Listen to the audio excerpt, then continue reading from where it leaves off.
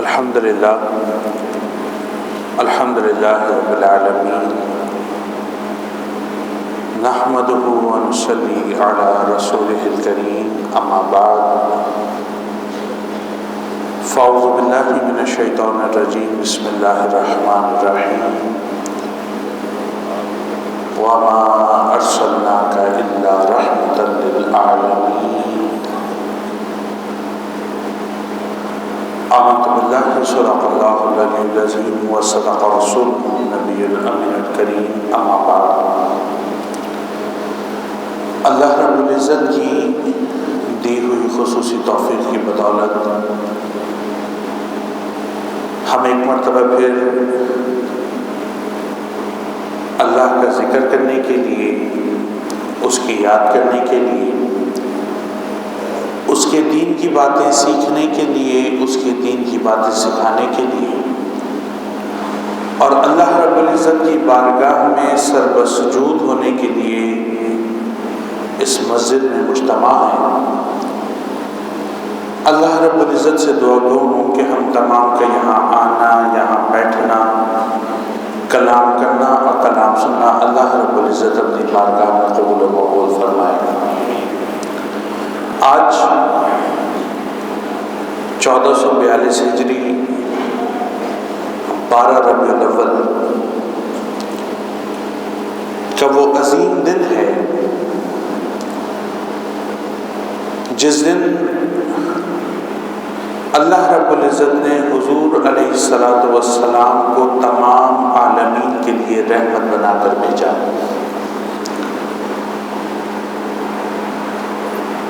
حضور علیہ السلام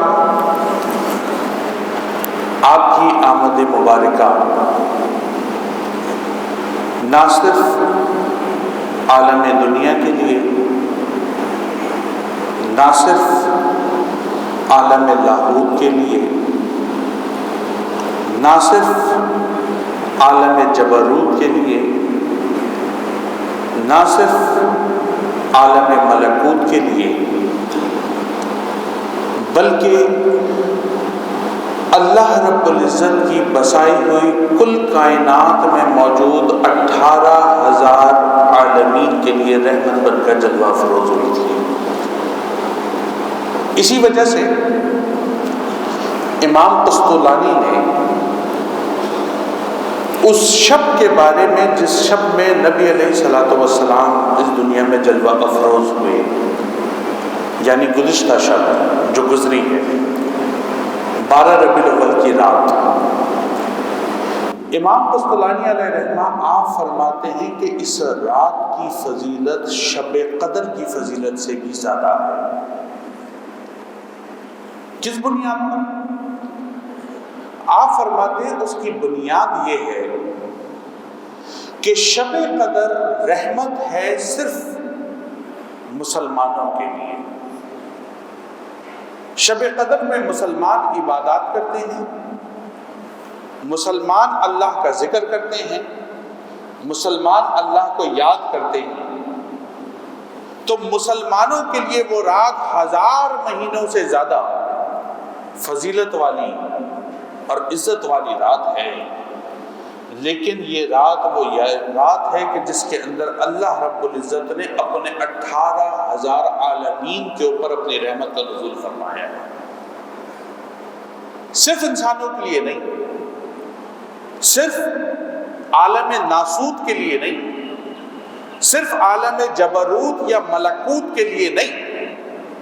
بلکہ اللہ رب العزت نے جتنے عالمین بسائے ہیں، قرآن کہہ رہا ہے کہ آپ کو نہیں بھیجا مگر ان سارے عالمین کے لیے رحمت بنا کر بھیجا ہے۔ پھر آپ فرماتے ہیں کہ دوسری وجہ یہ ہے کہ شب قدر کے اندر جو کچھ بھی ملا یا دیا گیا وہ اس بنیاد پر دیا گیا کہ جب حضور دنیا میں تشریف فرما ہوئے تو حضور علیہ السلام کی آمد کے بعد قرآن پاک کا نزول ہوا، اور اس قرآن پاک کے نزول کی وجہ سے قرآن نے کہا کہ اِنَّا أَنزَلْنَاهُ فِي لَيْلَةِ الْقَدْرِ، کہ یہ وہ رات ہے جس میں ہم نے قرآن کا نزول کیا۔ تو فرماتے کہ شب قدر مسلمانوں کو ملی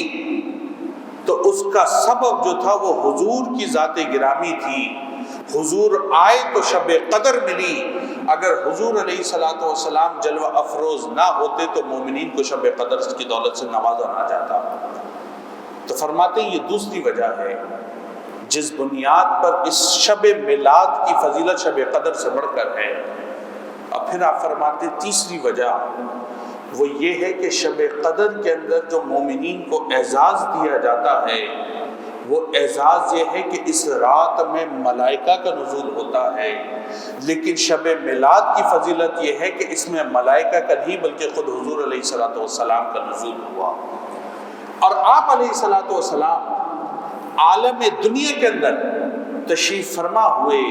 فرماتے اس وجہ سے اس رات میں عبادت کرنا شب میلاد کی عبادت وہ شب قدر کی عبادت سے زیادہ فضیلت والی ہے.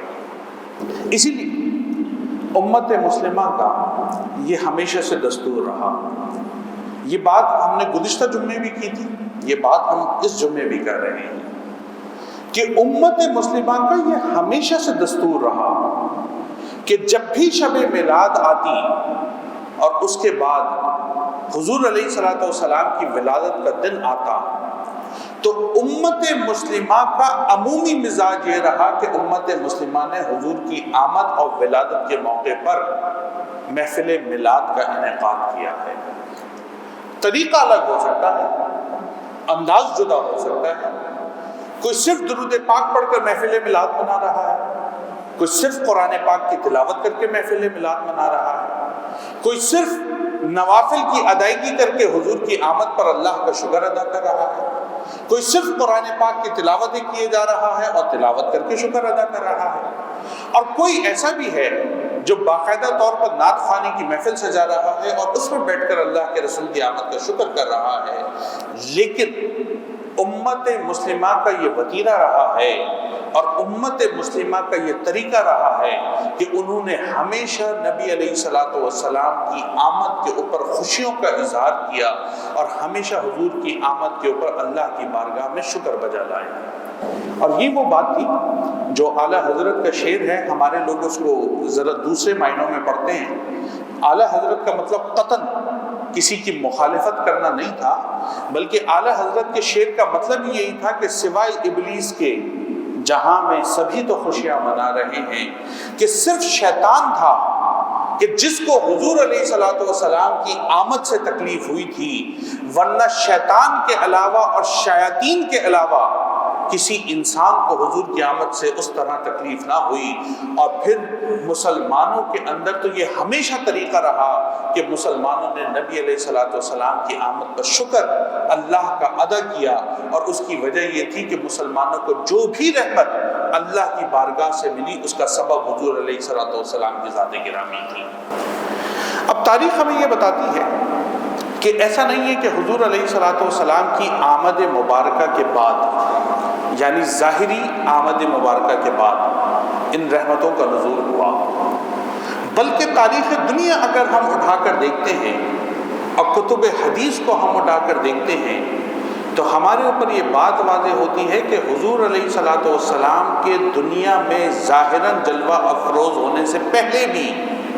حضور علیہ الصلوۃ والسلام کی ذات مبارکہ کے طفیل لوگ اللہ کی رحمت کو طلب کیا کرتے تھے. جب حضرت آدم علیہ الصلوۃ والسلام اس دنیا میں تشریف فرما ہوئے تو قرآن نے پورا واقعہ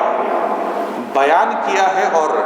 حضرت آدم علیہ السلام کی اس لغزش کے بارے میں نسیہ کا لفظ استعمال کیا کہ آدم علیہ السلام بھول گئے تھے,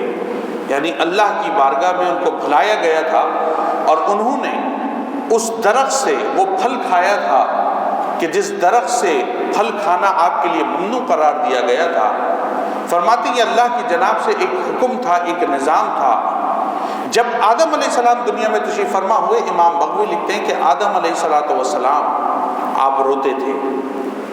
اور اپنی اس لغزش پر جو اللہ کے پلان کے مطابق آپ سے کی گئی تھی یا ہوئی تھی,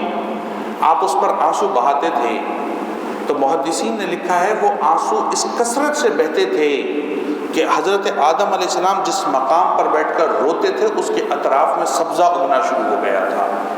آپ کے آنسوؤں کے پانی کی وجہ سے۔ جب رونے کی انتہا ہو گئی، جب آنسو بہانے کی انتہا ہو گئی، تو امام بہقی اور ابن عساکر نے لکھا ہے، فرماتے حضرت آدم علیہ السلام نے اللہ کی بارگاہ میں یہ دعا فرمائی کہ اے میرے رب، میں تجھے محمد مصطفیٰ کا واسطہ دیتا ہوں، میری لغزش کو معاف فرما دے۔ حدیث شریف میں آتا ہے کہ اللہ رب العزت جو سب کچھ جانتا ہے، سب کچھ جاننے کے باوجود آدم علیہ السلام سے یہ استفسار فرمایا کہ اے آدم، آپ نے جو اپنی دعا میں محمد رسول اللہ کا واسطہ دیا ہے، ذات محمد صلی اللہ علیہ وسلم کا جو واسطہ دیا ہے، آپ نے اس واسطے کے اندر کیا حقیقت کو جانا جو آپ اپنے رب کی بارگاہ میں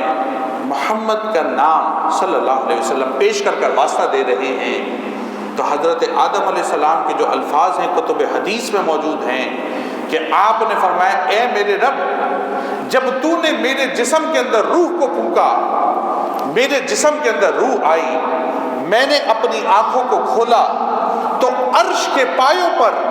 تیرے نام کے ساتھ تیرے محبوب کے نام محمد کو لکھا ہوا پایا تھا۔ میں جان گیا کہ جس ذات کا نام تو نے اپنے نام کے ساتھ جوڑا ہوا ہے وہ تیرا برگزیدہ بندہ ہے، مولا اس لیے تجھے محمد رسول اللہ کا واسطہ دیتا ہوں، میری خطا کو معاف فرما دے۔ پھر حضرت آدم علیہ السلام کے بعد حضرت موسیٰ علیہ السلام، آپ کے دور مبارک کے اندر حدیث شریف کے اندر آتا ہے کہ ایک شخص تھا جس کی عمر کم و بیش محدثین نے 200 سال لکھی ہے۔ فرماتے 200 سال کی طویل عمر اللہ نے اس شخص کو عطا فرمائی، اور معروف روایت کے مطابق وہ گناہگار شخص تھا، نیکوکار نہیں تھا۔ جب اس شخص کا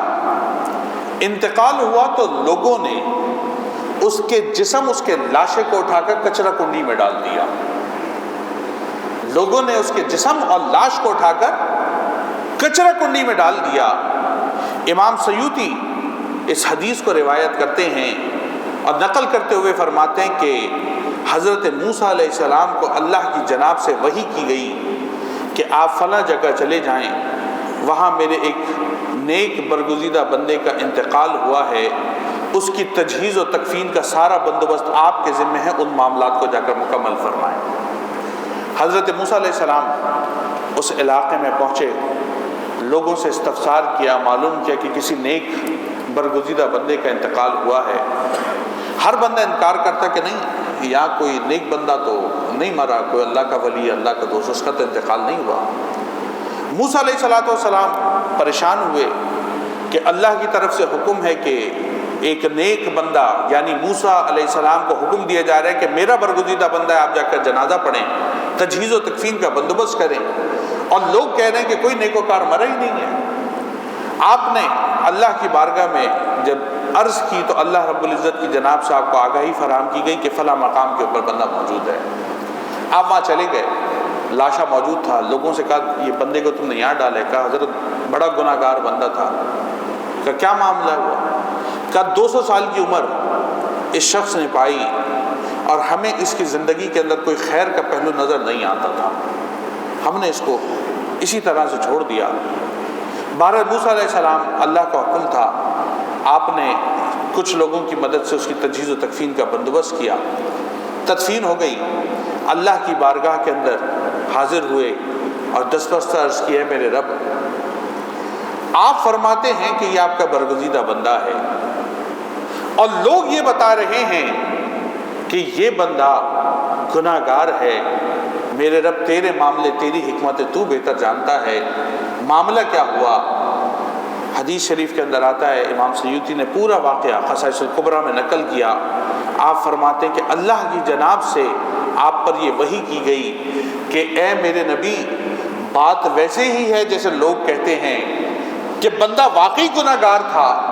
لیکن وہ تورات کی آیات جو آپ پر ہم نے نازل فرمائی، یہ ان تورات کی آیات کو جب رات میں چھپ چھپ کر پڑھتا تو وہاں پر میرے محبوب محمد رسول اللہ کا نام نامی آتا، یہ اس نام کو دیکھ کر اپنے ہونٹوں سے لگا کر چومتا اور اپنی آنکھوں پر ملتا تھا۔ اس کا یہ عمل اتنا پسند آیا کہ اس کے سارے گناہوں کی بخشش فرما کر جنت کا مستحق بنا دیا ہے۔ معلوم یہ چلا کہ حضور علیہ الصلوۃ والسلام کی ذات مبارکہ سے رحمت کا حصول بنی اسرائیل کے عام گناہگاروں نے بھی کیا تھا۔ حضور علیہ الصلوۃ والسلام کی ذات سے رحمت کا حصول اللہ رب العزت کے انبیاء کرام نے بھی کیا تھا، اور حضور علیہ الصلوۃ والسلام کی ذات مبارکہ سے رحمت کا حصول نہ صرف انسانوں نے کیا بلکہ اللہ کی ساری مخلوقات نے کیا۔ اسی لیے تو قرآن نے آپ کے بارے میں فرمایا کہ وَمَا أَرْسَلْنَاكَ إِلَّا رَحْمَةً لِّلْعَالَمِينَ، کہ اے ہمارے رسول ہم نے آپ کو نہیں بھیجا مگر عالمین کے لیے رحمت بنا کر بھیجا ہے۔ اسی لیے جب نبی علیہ الصلوۃ والسلام آپ کی ولادت ہوئی تو محدثین نے جو ولادت کا وقت بیان فرمایا ہے وہ فجر سے کچھ پہلے کا ہے، تہجد کے جو آخری لمحات ہیں اور فجر طلوع ہونے والی ہے اس سے کچھ پہلے کا ہے۔ محدثین نے اس واقعے اور اس حدیث کو بیان کرتے ہوئے اس کی شرح میں لکھا، فرماتے حضور کی آمد کا وقت جو اللہ کی جناب سے منتخب کیا گیا، جس کو مختارات الہیہ کہا جاتا ہے، وہ وقت ایسا تھا کہ رات کی تاریکی وہ ڈھلنے لگ گئی تھی اور صبح کا نور وہ روشن ہونے والا تھا۔ گویا مصطفیٰ دنیا میں آ رہے تھے تو ظلمتوں کا خاتمہ ہونے والا تھا اور اللہ کی رحمتوں کا نزول ہونے والا تھا۔ اسی وجہ سے جب حضور علیہ الصلوۃ والسلام تشریف فرما ہوئے تو حضرت عثمان بن العاص رضی اللہ تعالی عنہ آپ کے بارے میں آتا ہے، آپ فرماتے میں چھوٹا تھا، میں کم عمر تھا، اور میری والدہ ماجدہ حضور علیہ الصلوۃ والسلام کی والدہ ماجدہ کے پاس اس وقت میں موجود تھی جب رسول اللہ صلی اللہ علیہ وسلم کی ولادت ہو رہی تھی۔ فرماتے میری والدہ اکثر مجھ کو بتاتی تھی کہ جس وقت نبی علیہ الصلوۃ والسلام کا ظہور ہوا، آپ عالم دنیا میں تشریف فرما ہوئے، آپ فرماتی ہیں میں آسمان پر دیکھتی تھی کہ آسمان کے تارے وہ زمین کی جانب اس طرح سے دوڑے چلے آتے تھے کہ مجھ کو یہ خوف لاحق ہوتا تھا کہیں کوئی تارا ٹوٹ کر میرے اوپر نہ گر سکے۔ فرماتی ہیں مجھے کچھ نظر نہیں آتا تھا، لا ارا الا نورا، کچھ نظر نہیں آتا تھا، ہر طرف مصطفیٰ کا نور نظر آیا کرتا تھا۔ وہ نورانیت تھی، وہ اللہ کی طرف سے نور کی برسات تھی جو نبی علیہ الصلوۃ والسلام کی آمد مبارکہ کے وقت اس پورے علاقے میں ہو رہی تھی، اور دیگر روایات کے مطابق شام اور مصر اور دیگر جو بھی محلات تھے وہ نبی علیہ الصلوۃ والسلام کی آمد کے وقت اللہ کے نور سے منور ہو گئے تھے۔ ایک طرف حضور علیہ الصلوۃ والسلام کی ذات کی یہ شان، یہ رتبہ، یہ مقام، اور دوسری طرف ہمارے وہ نادان دشمن، وہ بیچارے دانا دشمن میں نہیں ہیں، وہ نادان دشمن ہیں جو حضور علیہ الصلوۃ والسلام کی ذات کے حوالے سے طعن و تشنیع کرتے ہیں اور ایسے خاکے مرتب کرتے ہیں جو کہ بلاسفیمی کی کیٹیگری کے اندر داخل ہوتے ہیں۔ یہ نادان دشمن نہیں ہیں، دانا دوست تو ہے ہی نہیں، یہ نادان دشمن ہے، یہ تیسری کیٹیگری ہے کہ دشمن بھی ہیں لیکن بیوقوف دشمن ہے، اس کو یہ پتہ بھی نہیں ہے کہ وہ اعتراض کس کے اوپر کر رہا ہے۔ اسی لیے یہ ایک بڑا خوشائن پہلو گزشتہ 2-3 روز میں ہمیں نظر آیا کہ کئی دنیا کے ممالک میں سرکاری طور پر حکومتوں نے اس فرانس کی حکومت کے لیے تحفے میں حضور علیہ الصلوۃ والسلام کی ذات اور سیرت طیبہ سے متعلقہ کتب کو روانہ کیا ہے کہ بھائی آپ جس ذات کے اوپر اعتراض کر رہے ہیں کم از کم اس کی بایوگرافی اٹھا کر ہی دیکھ لیجئے۔ ان کے پاس تاریخ میں ایک شخص ایسا نہیں ہے جس کو یہ مقتدا بنا کر پیش کر سکے۔ یہ کس کو کھڑا کریں گے؟ شیکسپیئر کو؟ یہ کس کو کھڑا کریں گے؟ ایرسٹوٹل کو؟ کس کو کھڑا کریں گے؟ بقراط کو؟ آپ آرشمیڈس کی بات کریں گے، کون سا دانشور ان کے پاس موجود ہے، کون سا فلسفی ان کے پاس موجود ہے، کون سا ایسا ایک شخص ان کے پاس پورے مغرب کے پاس موجود ہے جس کو یہ دنیا کے اندر مقتدا بنا کر پیش کر سکیں کہ اس کی زندگی کے اندر ہر پہلو میں تمہارے لیے نمونہ اور ہدایت موجود ہے، تم اس کو اپنا لو تو دنیا اور آخرت میں کامیاب ہو جاؤ گے۔ یہ جلتے ہیں، یہ جلتے ہیں، یہ ڈرتے ہیں، یہ اس بات سے خوف کھاتے ہیں کہ جتنی بکواس حضور علیہ الصلوۃ والسلام اور اسلام کے خلاف بکتے ہیں، ہمیشہ اس بکواس کا نتیجہ یہ آتا ہے کہ مسلمانوں میں محبت رسول مزید بڑھ جایا کرتی ہے۔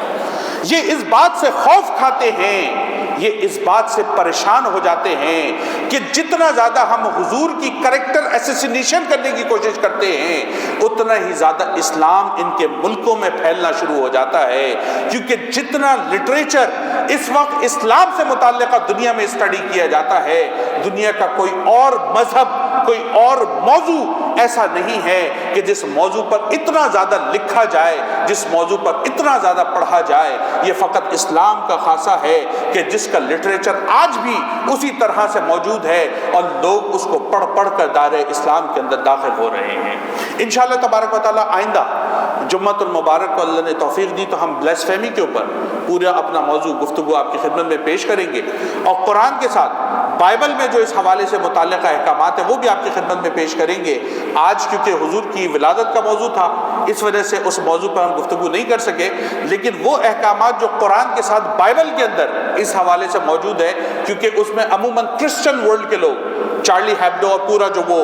رسالہ ہے، ادارہ ہے جس کے بعد یہ کارٹون بنے اور پھر آگے آج تک اسی تشہیر ہو رہی ہے، اس حوالے سے کچھ باتیں انشاءاللہ آپ کی خدمت میں گوش گزار کریں گے۔ اللہ رب العزت سے دعا ہے کہ ہم تمام کو حضور علیہ الصلوۃ والسلام سے سچی اور پکی محبت کرنے کی توفیق مرحمت فرمائے، اور حضور علیہ الصلوۃ والسلام کی آمد کے حوالے سے اسی طرح خوشیاں مناتے رہنے کی توفیق مرحمت فرمائے۔ آخر میں صرف اس بات کو ذہن میں رکھیں کہ وہ اپنے طور پر جو کر رہے ہیں ان کو کرنے دیں، لیکن میرے اور آپ کی ذمہ داری ہے کہ ہم زیادہ سے زیادہ حضور کی سنت کو زندہ کریں،